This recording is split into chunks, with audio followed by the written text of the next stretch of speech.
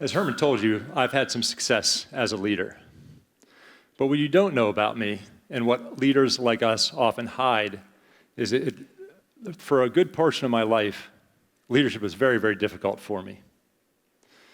I founded my first software company in my mid-30s, and we had some success right off the bat. So much success I was on the front page of the newspaper. But I wasn't mentally or emotionally ready for that level of responsibility.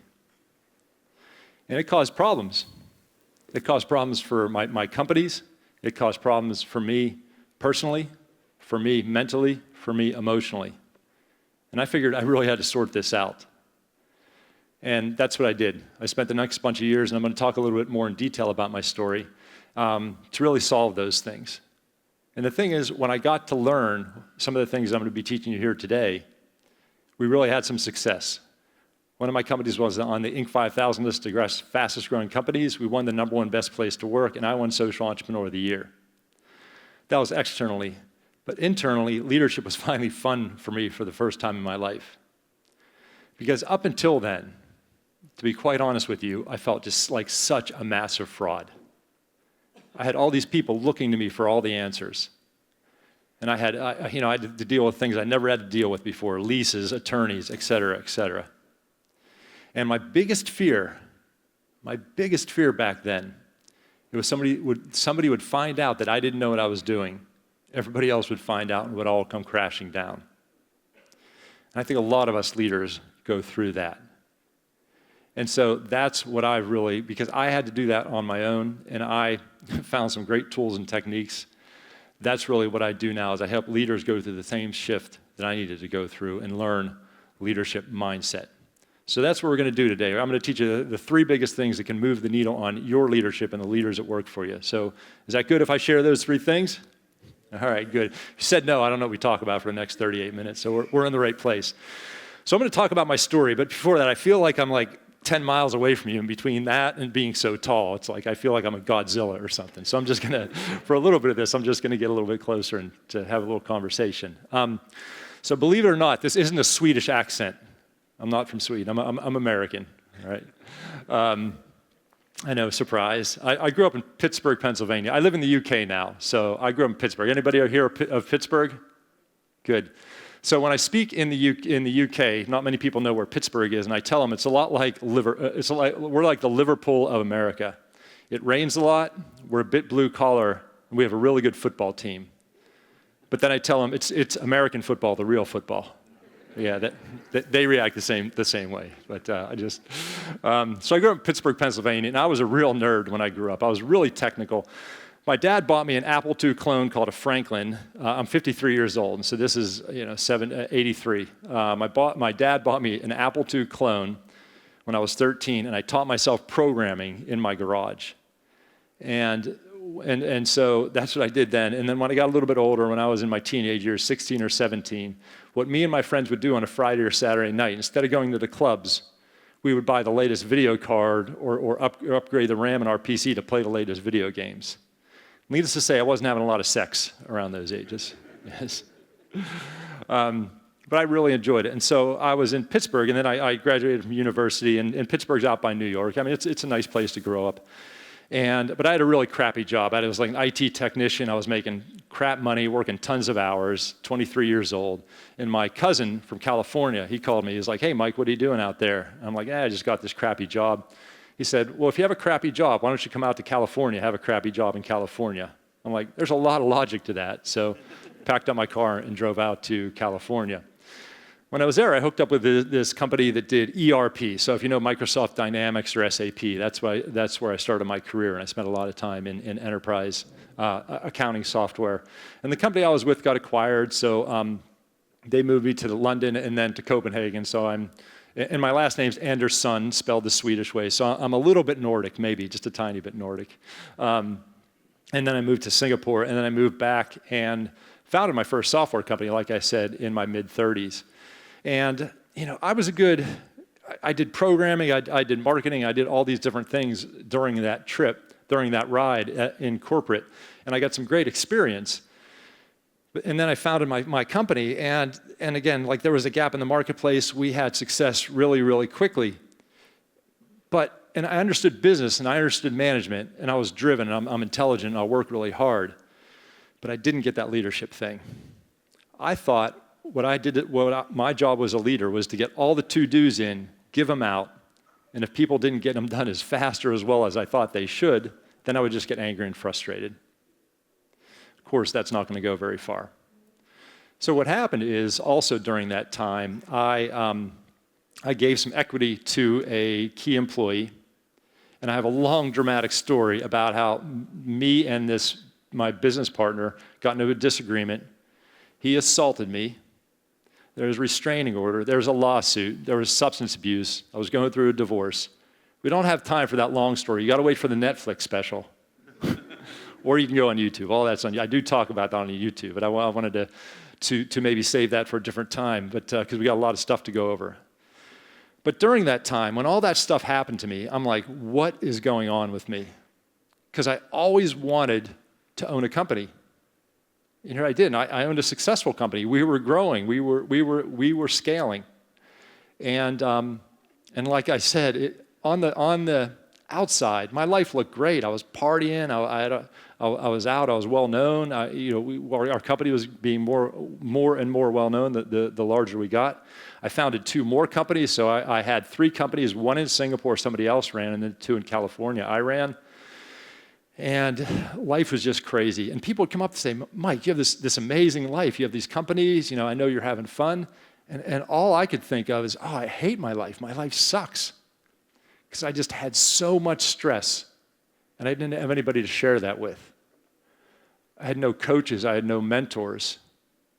And then came the thing with my business partner. And it really made me reevaluate my life.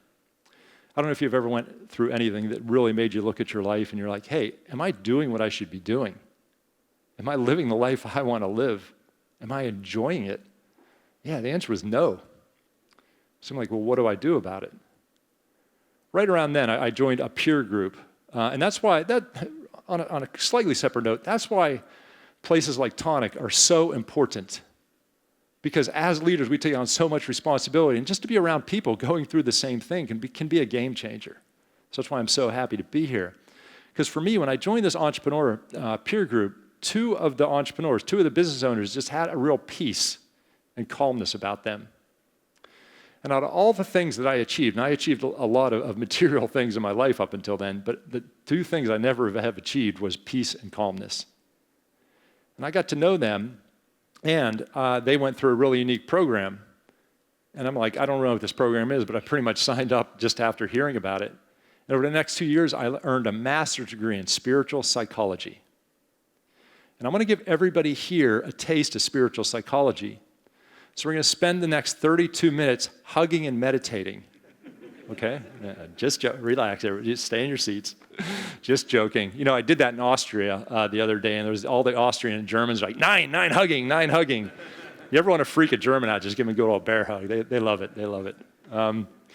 So when I say spiritual psychology, it's nothing to do with religion. It's a compassionate view. It's a compassionate take on psychology. We learned 6 different psychoanalysis techniques. We learned NLP. We learned Gestalt. We learned psychosynthesis, all from a place of love and compassion. And there's love and compassion for other people, but it's truly love and compassion for us. And that was, I got some good feedback there. That was good. And I really did a lot of work on myself. It was hard, and it really took years. I did 6 years of this type of master's degree work on myself. And that's really when we started to have the success.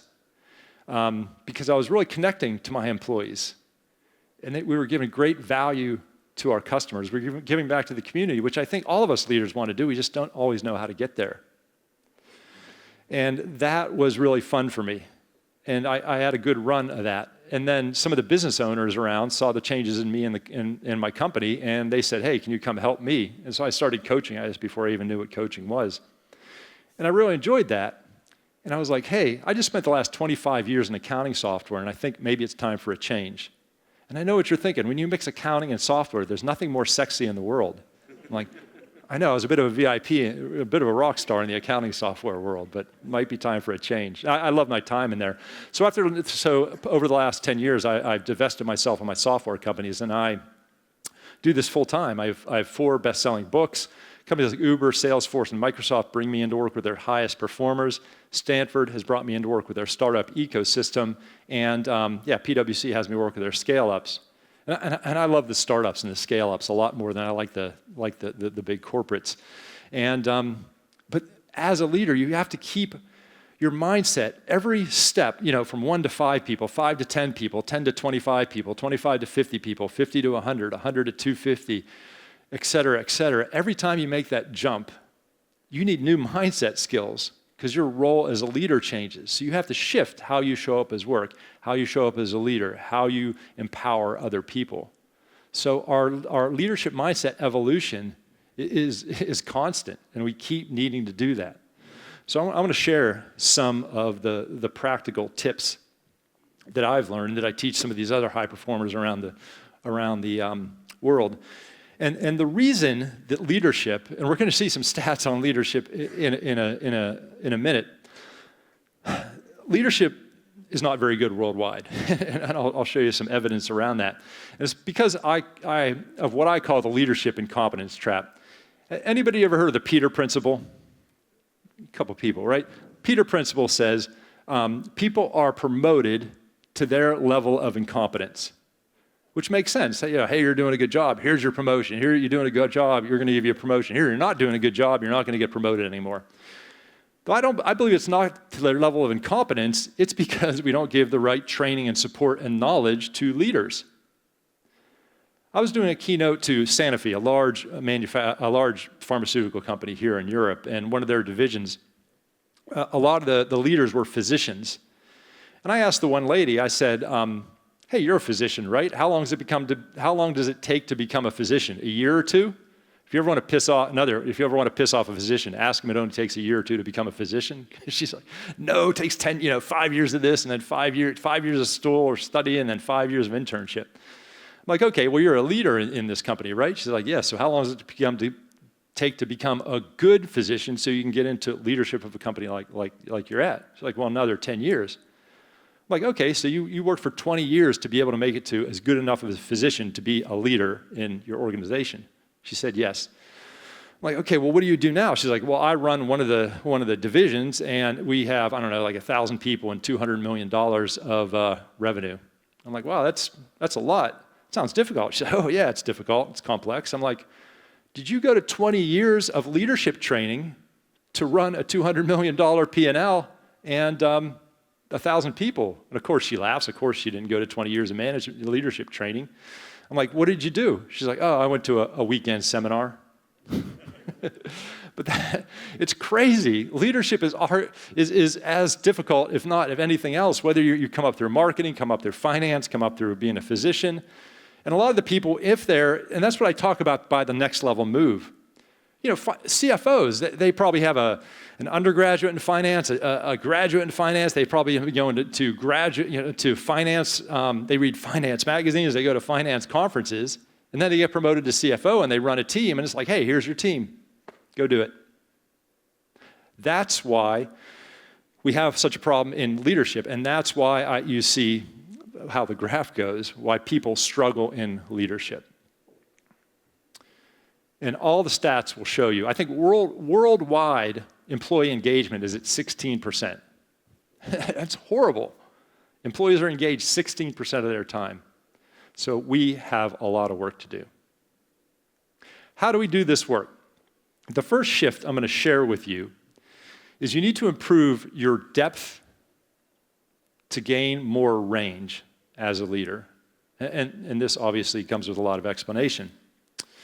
So when it comes to range and depth, when you start out in leadership, if you're in a leadership role that doesn't require a lot of change, so for example, if you are the project manager of five different projects and nothing changes, when you first get into that role, you might have a little bit of imposter syndrome, you might doubt yourself for a bit, but then after a year or 2 or 3 years, you get good at that box of leadership, right? That's what the box on this side represents. But what happens is stuff's going to change. And so that might mean, if you're an entrepreneur, that might mean you raise another round of investment. You have to scale quickly. You're going into another geography. Or a pandemic hits. Your box of leadership changes. And if you don't have depth, it takes you a while to adjust. Then imposter syndrome sets back in. You don't know how to lead in this type of environment anymore. And you get down on yourself. And you're not being the leader that other people want you to be. The way you get range in leadership, the way you get that agility, the way you get that resilience is by working on your depth. And what I mean by depth, the depth comes in two areas. First is you need to understand yourself. You need to have true confidence and self-esteem. Now, I get a lot of people, they say, oh my gosh, confidence, I don't want to be arrogant. I'm like, hold on, you don't understand. So what there is there's shyness, and then there's arrogance. And both of these are born out of insecurity. Shyness is, hey, I don't trust myself enough to put myself out there, so I'm going to play small because I don't trust what's going to happen when people really see me. That's what shyness is. And then there's arrogance, and arrogance is, I don't want anybody to know the true me, so I'm going to go on the attack so nobody really truly sees me. So they're both born out of insecurity. But there's this beautiful thing in the middle called confidence. And confidence isn't about talking a lot. It's not about being loud. Often confidence is being that person in the meeting that just listens, but asks that one difficult question that everybody goes, wow, that person gets it. Or really understanding who they are. Because think about a leader you look up to. Maybe it's in politics, maybe business, maybe sports. They have a confidence about them. There's never been an insecure leader. People are like, I want to follow that person. People follow hope. People follow confidence. And it's that authentic confidence. It's about believing in yourself. And you get that by getting to know, liking, and trusting yourself. Because I realized for me, when I went through this program, that I was insecure, but I really desperately wanted to be respected and liked. So I would spend all that time trying to be who I thought you wanted me to be. But obviously that didn't go well. First of all, it takes an incredible amount of energy. And second, it's not authentic. And so really, through this, I got to know who I was. Not only that, I got to like who I was, and I got to trust that. Because the confidence we need as a leader isn't about knowing everything. It's about moving forward when we don't know everything. It's about having that resilience that, you know what, we're going to take on this project anyway. I don't even know how we're going to do it. But I have trust in myself and trust in you as my team as we're going to get there. I coached a lot of leaders during the pandemic. And I'm like, you have to address your team and you have to tell them you're going to get through this. They're like, I don't know how I'm going to get through it. I don't know how you're going to get through it either. But unless they know that you feel that you're going to get through it, that you develop that 100% belief that you're going to get through it, they're going to be worried. And so I'd work with them on really finding that within them. And that's really what you need to do, is you have to find that deep down trust in yourself, especially in a startup or a scale-up, that no matter what happens, that you're going to be able to deal with it. Otherwise, you're going to get crushed by your anxiety and your self-doubt. So it's really, in a way, I tell leaders, all I really do is work on the relationship you have with yourself and work on your confidence and your self-esteem. Because when you have that, that's really beautiful, and that's really what people follow. So it's depth of yourself, truly knowing yourself, but then it's also being the type of leader that truly gets to know their team and truly gets to know what moves their team. And that means asking the deeper question, having the difficult conversation. I work with a lot of leaders on difficult conversations. I bet everybody in here has known that they've had to have a really hard conversation with somebody else, but they procrastinated. They're like, I don't want to have that conflict. I don't want to call them out. And we waited too long, and it was a problem. And so there's ways to really empower people when you need to have those conversations. So it's about depth of the relationship with yourself and depth with the relationship of others. And that takes courage, and that takes backup. I'm not going to say all this stuff is easy, but when you do it, it's so fun. It's so fulfilling. Now, go to the next step on this is about moving from your ego to your authentic self. And just so you know, a little heads up, at the end, I'm going to give you a way to be able to get a copy of all these slides. So you're welcome to take notes or take a picture, but you're going to be able to get a copy of all these slides. So just to have that in the back of your mind. And when I say move from your ego to your authentic self, if we look at, there's two aspects of our consciousness. There is the ego and the authentic self. And you might have heard these terms before, but there's actually different definitions of like the ego in different schools of psychology. So just stick with me and listen, and I'll tell you my definitions. Your authentic self is your state of being when you perceive that there's no threats to yourself, that you are safe. When you're in your authentic self, you're relaxed, you're creative, you connect with other people, people trust you, people follow you. But when you perceive that there is a threat, you shift into your ego. And you're meant to do this because we're wired to do this. Because there's a little thing in your head, a little part of your brain called the amygdala that's always looking out for potential issues out there. And it's always looking for potential threats. And when it finds what it perceives as a threat, it said something to the HPA axis, the hypothalamus pituitary adrenal axis. Don't worry, we're not going to go too far into this stuff. And it says sends chemicals into your bloodstream, like cortisol and adrenaline. And then, because it's preparing you to fight, because for the last 20,000 years, up until 50 or 100 years ago, we needed to fight to protect ourselves, whether it's from a warring tribe or I don't know what you have out here in Faroe Islands, really angry sheep or whatever. We had to really protect ourselves, but and we needed that adrenaline and that cortisol. And you'll know this because if you're ever in in a car, whether you're driving or not, it doesn't matter, and somebody is just about to cut you off, and you think for that split second you're going to die, and you're like, whoa, and then you see you're safe. You know you're safe. Your mind knows you're safe, but you're still shaking, right? It's because of these chemicals. It's a chemical reaction. Being in your ego is a chemical reaction. Our problem is our brain doesn't know the difference between, we're not safe because we have to literally fight for ourselves, or because when I'm in a meeting with the CEO of a potential big client, he asks me a question that I don't know the answer to, the HPA axis sends the same chemicals into my bloodstream. Now, when we talk about poor leadership, if I normally would ask a crowd, what is poor leadership? People would say things like micromanaging, getting angry, non-transparency, blaming others, taking others' ideas for myself. Do you see how all of those activities are a protectionism activity? That is the behaviors of somebody that believes they need to protect themselves. So poor leadership comes from people that are in their ego. On the other hand, if we look at the authentic self, if we can know that we are safe, our body's in a different state. It's relaxed. It's where creativity comes from.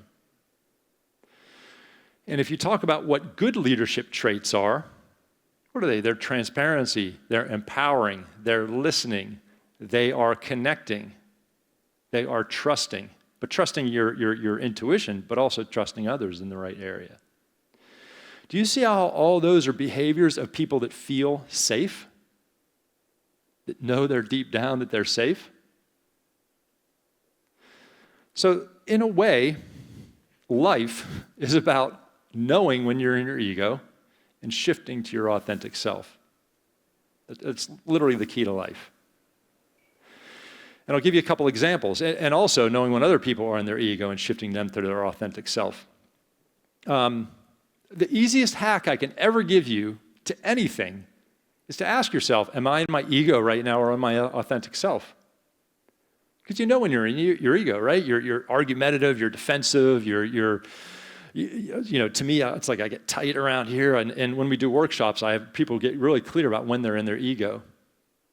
And the easiest hack I can ever give yourself, so say I'm about to get on a phone call with a customer, and the CEO, the COO of the customer, she intimidates me a little bit because she can be really assertive. And I can say, right now, am I in my ego or my authentic self? Oh my gosh, I'm a little bit defensive already. My pulse rate's up. I feel a little bit hot. I'm in my ego right now. So I'm about to start the call already being in my ego. And the thing is, people have really good intuition, whether we know it or not. We're really connected. And the thing is, when one person is in their ego, naturally, that's going to draw other people into their ego. So if I start, because that's normal, because again, the ego is for pretty much fighting and defending ourselves. So if we meet and you're ready to fight, I'm going to get ready for a fight. That's how we're literally wired. So if I can say, I'm a bit in my ego, how can I shift into my authentic self? And often, just the process of reflection will get you at least neutral. Because the thing is, it's like a dial. You can never be in your ego and your authentic self at the same time. You can be further in your ego. You can be really in your ego. You can be a little in your ego. You can be negative. You can be a little bit in your authentic self. You can be really in your authentic self. So just by reflecting, you mostly move to neutral. And if you could say, you know what, I'm safe right now. I'm good. I can handle this lady. Then maybe you're going to shift into your authentic self. Then you'll be open. Then you'll be listening. And people in their authentic self, that's not a weak place. Because I'll tell you what people do when they're in their authentic self, they make really clear boundaries. They call people out when things aren't happening, but they do so from a positive, empowering place. So don't ever think the authentic self is weak. The authentic self is a place of power because you know who you are. You stand up for your values, but you do it in the right way. Because that's what leaders that are really centered in their authentic self do. They have that conversation that needs to be had right away. They don't put it off because the ego doesn't like conflict, and what it does, it procrastinates. Now, I'll tell you one or two quick stories about me and my ego and my authentic self, because everything that I teach here, I want to show that this is stuff that I had to learn myself. So a bunch of years ago, I went to a networking event when I ran my software companies. This is a networking event. We've all been to networking events before, and this is a pure business one in California. I parked my car, got out, and I walked in, and I saw three people, and as I'm walking in this networking event, I saw three people like in a semicircle. I could tell by their body language they didn't know each other, so it's a great place for me to go in and introduce myself, right? So I'm walking over to them. Out of the corner of my eye, I spot the bar. And for some unknown reason, I pivoted and went to get a drink. So 2 minutes later, I'm sitting there with the drink in my hand, holding up the wall, right? And I'm like, I'm the biggest loser in the world. I come to a networking event, and I have a chance to introduce myself to people, and here I am standing alone. I had a fear right there. What was I afraid of? Why didn't I go up to join those people? I had a fear of rejection. Somebody here said it. I had a fear of rejection. It's a little bit crazy. How many times have you been at a networking event, you're like, hi, how you doing? The person's like, hi, I don't like you. Pretty crazy. It only happened to me 4 or 5. But it's such a nut. So here I was, I was in my late 30s, successful entrepreneur, and I let an unrealistic fear change my behavior. How often do we do that? How often do we have these little blind spots, these subconscious beliefs that change our behavior? They're crazy, and we all go into our ego multiple times a day. Another thing that happened is I met this lady who we could potentially refer each other business. And, we had a coffee at Starbucks. I know that's what Americans do. Yeah, we have coffee at Starbucks, and sat down and just got to know each other a little bit and talked about each of our different businesses and how we could potentially work together. And I've had coffees like this like 1,000 times before. I didn't think much of it. We had a couple follow-up things to do.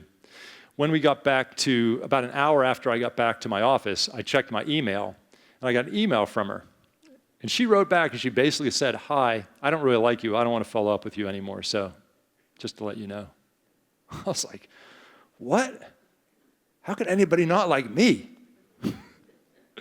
Then it started really messing with my head. I'm like walking around, I remember walking around my office. She doesn't like me. Maybe nobody likes me.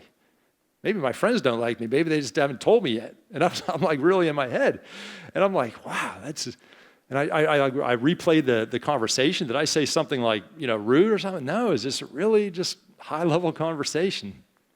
And literally for an hour or so, I started to just reevaluate like my whole life. And then I realized it was an amazing gift. Because I realized no matter what I do, not everybody's going to like me. Not only that, I'm okay with that. Because I'll give you a secret.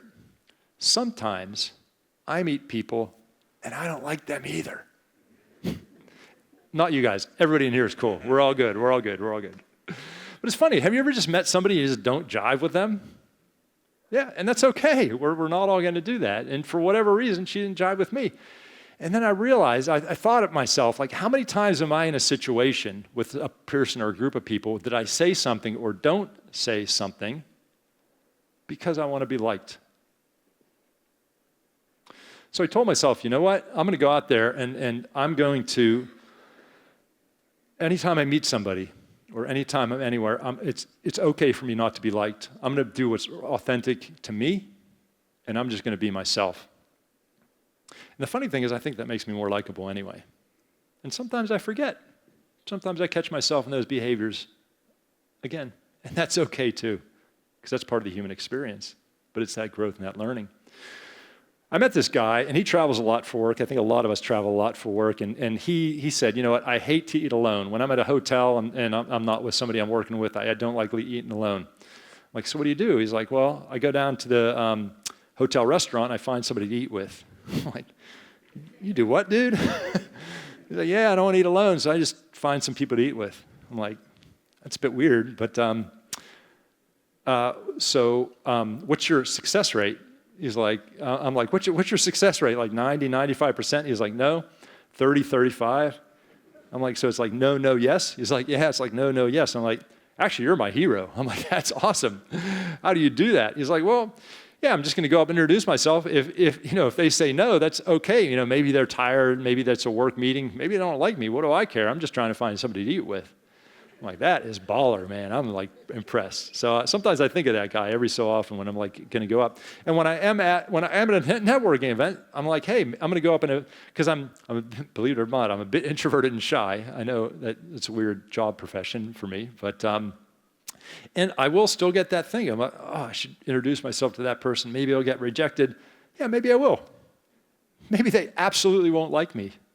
Yeah, maybe they will. And that takes the edge off for me. And sometimes I introduce myself to people and we're just not jiving. And that's okay too. Maybe they're not in a great headspace. Maybe we're just not meant to be best friends. And that's okay too. So it's just all these little mind games we play to move us from our ego to our authentic self. So we talked a lot about psychology, a bit about psychology and neuroscience. So hopefully you got some insights about how you show up as a leader. And we're going to go on to the last one. Well, the last thing about ego and authentic self, I'll just throw out really quickly, is almost everything I teach, you can work with yourself, but you can also work with other people. And then what you want to do is when you're interacting with other people, you want to shift them from their ego to their authentic self. So if you're chatting with a client and it's going really well, and all of a sudden, their posture changes and they start giving really short answers, something you said moved them into their ego. So you want to just slow down. Hey, I just want to check in. Did I say anything? Are you good? And if you can move them back into their authentic self, that meeting is going to go a lot better. If you have maybe I have one of my employees and she's been doing amazing and she's a bit younger, she's getting her feet, but she's been doing great. I invite her to a higher level meeting, and in the meeting, she's sort of, hiding a little bit. I ask her a question or two, she answers with 1 or 2 words. After the meeting, it's obvious what's happening. She's been intimidated. I was intimidated when I first got invited to high-level meetings too. She's in her ego. She's trying to protect herself. That's what humans do. And so what can I do as a leader? I can have a chat with her, help her build her confidence. It's like, hey, I believe in you. I wouldn't have invited you here if I didn't believe in you, and work with her. That's what great leaders do. The most amazing thing you can ever do for anybody's life is help them move from the ego to the authentic self. Give them that confidence. Give them that self-esteem. That's when you get people that will follow you forever. And it's a beautiful thing to do just as a human. Okay, so now I want to talk about becoming more strategic, because I get so many people that are like, I need to be more strategic. And that doesn't mean about having a strategy. Having a strategy is freaking easy. You hire somebody to come in for a day or two, you got the strategy for the next year. Normally the strategy is fairly straightforward, or maybe somebody else gives you the strategy. That's not what I talk about. I get a lot of leaders come to me and say, I just need to be more strategic. I need to be more strategic in meetings. I need to talk more strategically. I meet with investors. They don't see me as a strategic player. That's what I mean by be more strategic. So I'm going to share 3 things about being more strategic. So being tactical is an addiction. Most everybody gets into leadership because they were a good doer. You know, I'm a good finance person, then I'm a finance manager and a finance director and a CFO because I was good at doing finance stuff. You know, I was a good programmer, so I developed an app, and now I'm running a company because I was really good at building an app. But as I talked about, it's a different skill set. The thing is, when you do something, say you're a salesperson and then get promoted into being a sales leader. And when you're a salesperson, you're closing deals. So every time I close a deal, people are like, Mike, good job. And I get a hit of dopamine. And dopamine is addictive. So what happens is maybe I was closing, you know, on average a deal a day, so I'd get that dopamine hit every day. And then I'm a sales manager, and then I realize I don't close deals anymore. Just a couple days go by, I get itchy, right? Because I'm not getting that dopamine hit of closing deals. So what happens is my salesperson is going out with a customer to close a deal. I'm like, well, you better take me so I can close it. And then I go out, take over the deal, close it, so I get that hit of dopamine. And I'm like, oh yeah, I really like my job as a sales manager, but I have no time to be strategic because I'm out here closing deals for all these kids. Well, they're not getting empowered because you're not empowering them. You're taking over, and you don't have time to be strategic because you are out there getting your dopamine fix. So if you were a doer and you're in a leadership role, your body's trying to drag you back to being in the trenches again. And I've heard every excuse in the world why you can't do it, but you can do that. You need to learn the language of strategy. So I've been president of the board of directors, I've run my companies, etc. I am always evaluating people. Is this person a strategic player? And if you are meeting with investors, if you're meeting with high-level CEOs as customers, whoever you're meeting with, the higher level they are, the more you have to change how you talk to them. You have to be more concise. You have to link things to their strategy. You have to be able to communicate very powerfully in a very short period of time. I can't tell you how many times I've been in a strategic meeting and you know, I have like an agenda, and I'm asking this person, hey, you know, can we do this in 2 weeks? And what's the status of this? And then I get to the new person, and then I'm like, hey, what's it going to cost to get this done? And then they give me like this 14-minute diatribe of how long it's going to get done. And me and the other executive teams are looking at you like we're never inviting this person to this meeting again. So you need to adapt how you talk. If you're looking to go to the next level, you need to adapt how you do this. And I get my book, Leadership Mindset 2.0. I have specific points on how you do this, but you need to do this. Last thing I'll give you, thinking strategically is a reflective process. So what that means is that if you are booked back-to-back meetings all day, you're not thinking strategically. You need to take yourself out of the office for a walk. I have a thing called a power hour, which I prescribe. So if you need to think strategically and you're not thinking strategically, put 1 hour every week, the first thing in your calendar. The first half of that, go for a walk outside. If it's the Faroe Islands, maybe you're skiing, I don't know. I live in London, you got to take an umbrella. Whatever you got to do, just take a walk. Get out of your office. You can walk around anywhere. And then come back, and then for half an hour, work on something strategically. When you're walking, your brain is going to start thinking in a different way because you're giving it that space to think strategically, to play with things, to be creative. And then you go back and then you spend half an hour on a strategic initiative, searching for new clients, searching for strategic partnerships, writing a business plan for something new. In a couple months, you realize you've really strengthened that strategic muscle. So these are the 3 mindset shifts. And here I have a URL and a QR code. If you got value out of this and you want the slides, go and it's just going to ask you for the name and the email. You're going to get the slides. And then 3 times, I'll do a 5 email drop to you next week where you're going to get a mindset anchor. So what that means is you're going to get an email talking about something that you learned here. Because it's great that you learn that you sat for this 40 minutes and heard me tell stories. But what I'm really here to do is help you drive new behavior. So Monday, Tuesday, Wednesday, Thursday, Friday, you're going to get a tiny little reminder of something we talked about today, and then a little tip on how you can use that in your everyday life. So you can to empower you as a leader and help me achieve my purpose. Now I'm going to be around here the rest of this day. I love talking about this self. Come up and talk to me if you have anything you want to chat about. If you do this, you're going to get like a quick email with my LinkedIn contact. And if you just reply to this and say, hi, this is a bit about me. I have a little thing about that. I'd like to get to know everybody here. Connect to me on LinkedIn. Ask me any questions there. Ask me any questions here. This is my purpose in life, to really help empower leaders go through the same change I did. And the last thing that I'm going to leave you with is being a leader is tough. Being a leader is not easy. Even in good times, it can be difficult. In the Master's in Spiritual Psychology, the whole second year, the whole half of the program, we worked on one thing in a bunch of different ways, but we worked on self-compassion. Self-compassion. If you are in this room, you are driven. And if you're like me, if you have the drive that I do, nobody's ever going to be as hard on you as you are on yourself. So if I could leave you with anything, it's just give yourself a break.